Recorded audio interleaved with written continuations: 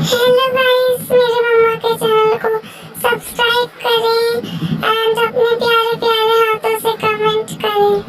आपका बहुत बहुत धन्यवाद। ओ बीची मारी के लोकानी ना देखानी बालमा, बीची मारी के लोकानी ना देखानी बालमा, बीची मारी के लोकानी ना देखानी बालमा, ना देखानी बालमा, ना देखानी बालमा, बीची मारी के लोकानी ना देखानी बालमा, बीची मारी के लोकानी ना देखानी बालमा।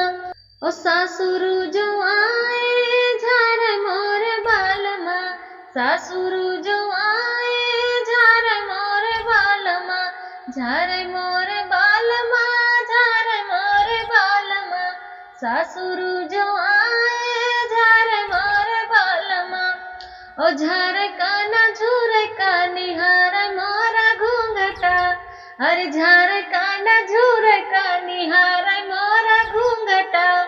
ओ बीची मारी के लुकानी ना देखानी बालमा, बीची मारी के लुकानी ना देखानी बालमा, ना देखानी बालमा, ना देखानी बालमा, बीची मारी के लुकानी ना देखानी बालमा।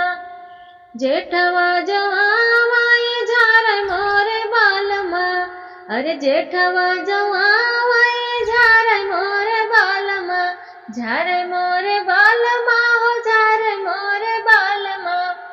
ओ झारे काना झूरे का निहार मोरा घूंघटा, अरे झारे काना झूरे का निहार मोरा घूंघटा।